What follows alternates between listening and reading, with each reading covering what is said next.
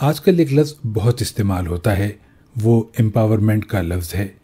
Empowerment کا مطلب وہی ہے جس کو عربی زبان میں تمکین کہتے ہیں، یعنی طاقتور بنانا۔ این جی او سے وابستہ لوگ اکثر اس لفظ کو استعمال کرتے ہیں، ویمن امپاورمنٹ، رورل امپاورمنٹ وغیرہ۔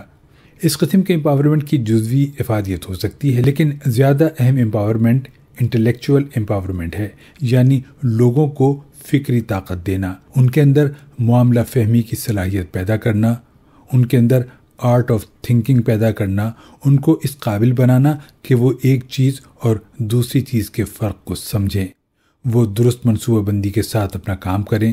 لوگوں کو ایجوکیٹ کرنا، فارمل ایجوکیشن کے معنوں میں بھی اور انفارمل ایجوکیشن کے معنوں میں بھی۔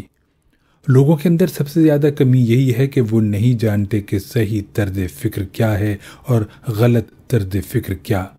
اسی کا یہ نتیجہ ہے کہ عام طور پر لوگ شکایت کی نفسیات میں جیتے ہیں۔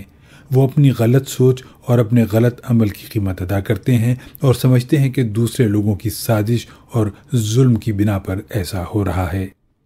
اسی بنا پر لوگوں کا یہ حال ہے کہ جہاں چپ رہنا چاہیے وہاں وہ بولتے ہیں، جہاں اقدام نہ کرنا چاہیے وہاں وہ چھلانگ لگا دیتے ہیں، جہاں ایڈجسٹ کرنا چاہیے وہاں وہ لڑنے کے لیے کھڑے ہو جاتے ہیں۔ جن لوگوں سے دوستانہ تعلق قائم کرنا چاہیے ان کو وہ اپنا دشمن سمجھ کر ان سے دور ہو جاتے ہیں۔